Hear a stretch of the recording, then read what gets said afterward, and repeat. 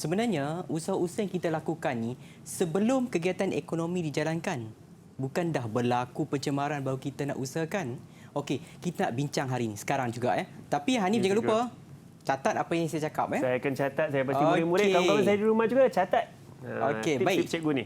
Yang pertama adalah iaitu penilaian impak alam sekitar atau EIA, Environmental Impact Assessment, iaitu ini merupakan salah satu daripada laporan yang disediakan oleh pakar, iaitu berkaitan dengan kita nak lihat dari segi impak, ada tak berlaku impak.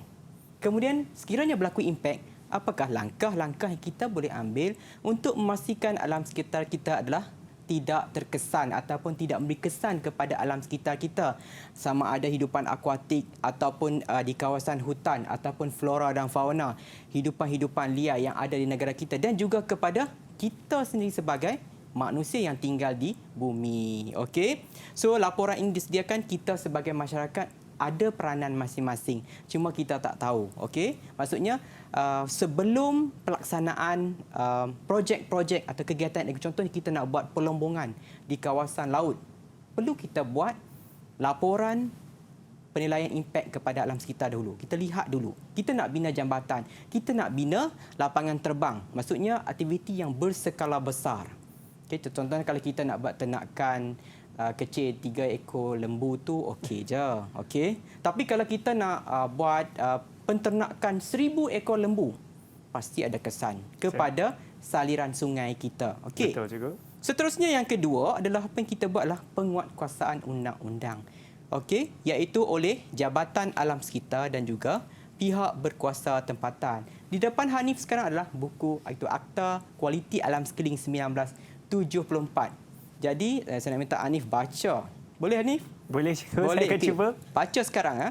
Okey, murid-murid di rumah, kita nak sambung seterusnya, iaitu kempen kesedaran ataupun pendidikan alam sekitar yang kita perlu lakukan, iaitu melalui sekolah, melalui universiti. Kita buat kempen, kita nak beri kesedaran kepada orang ramai, supaya orang ramai tahu bahawa sungai tercemar. Bagaimana sungai tercemar? Sungai berubah warna menjadi teh tarik ke, berkeladak ke, ataupun berbuih, ataupun berwarna hitam dan sebagainya, ataupun berbau. Jadi masyarakat perlu tahu keadaan-keadaan sungai, sebab sungai ini merupakan nadi kehidupan kita. Bila tak ada sungai akan berlaku krisis apa ni? Jika tak ada sungai, mungkin akan tidak cukup air, cikgu. Ya, tak cukup air untuk minum, iaitu krisis air. Krisis air bersih.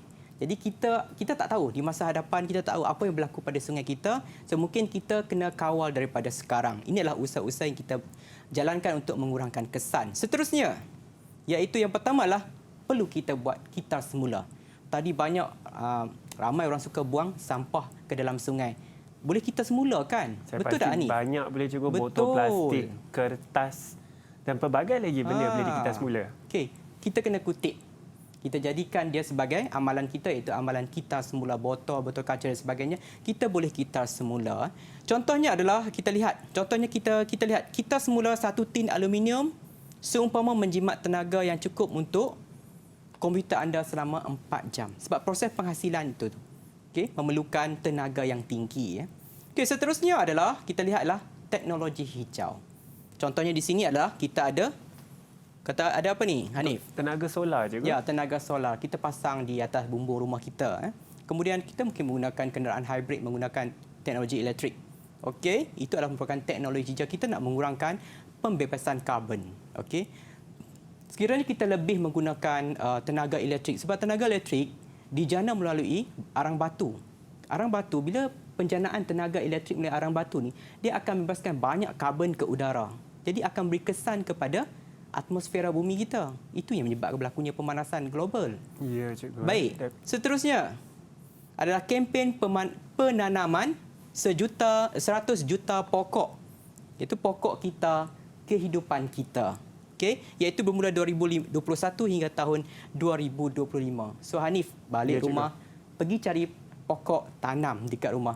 Jadi kita jadikan amalan kehidupan kita. Maksudnya pastikan semua orang menanam pokok di atas rumah, di bawah, di halaman, di belakang rumah. Jadikan amalan sebab kita nak menyumbang oksigen kepada dunia. Betul. Okey, itu peranan kita. Kita nak tanam hutan susah. Okey, peranan kita di rumah adalah kita tanam pokok. Hanif dah bersedia? Dah bersedia cikgu? Okey, kita nak pergi Dah bersedia untuk menjawab soalan cikgu atau Ya. tanam pokok cikgu? dua-dua sekali Hanif. Dua-dua. Nanti Boleh. kita tanam pokok cikgu lepas rancangan ni. Okey, boleh. Okey. Okey, kita lihat Baik. soalan dia. Terangkan usaha untuk mengatasi masalah seperti pada rajah 1. Okey, sebelum tu Hanif, saya nak tanya dulu. Ya cikgu. Apa gambar ni tunjuk? Seperti yang saya perhatikan, seperti limpahan cikgu daripada kegiatan industri ke dalam Ya. air sungai. Bahasa lebih tepatlah pembuangan effluent. Pembuangan effluent. Effluent daripada proses industri. Dia buang ke dalam sungai. Hanif cuba tengok warna. Kurang senang saya tengok warna tu cikgu. Agak-agak hitam kelabu gelap. Nampak di sini dia Berbuih. berbuih. Pasti ada sesuatu. Jadi apa tindakan Hanif untuk kita nak mengatasi masalah ini? Contohnya Hanif pergi ke kawasan tepi sungai dan Hanif nampak situasi ini berlaku. So apa Hanif akan buat? Kalau saya cikgu, saya rasa saya akan laporkan ke Jabatan Alam Sekitar cikgu. Betul. Sebab ni memerlukan tindakan undang-undang yang sewajarnya. Ya. Hanif boleh bertindak tak? Saya tak mampu je. Okey. Saya tak mampu sebab Betul. Tadi Hanif boleh kutip botol. boleh. Tapi yang ini Hanif boleh buat tak? Saya tak boleh tolong tapi saya cikgu. Tak boleh buat. Hanif kena gunakan hidung Hanif untuk berbau. Kadang-kadang bahan kimia ni tak berbau. Satu yang berbahaya. Kemudian kita tak tahu apa kandungan di dalam air ni. Jadi berbahaya untuk Hanif bertindak. Jadi apa perlu Hanif lakukan? Kita hubungi Jabatan Alam Sekitar ataupun pihak berkuasa tempatan ataupun jabatan saliran.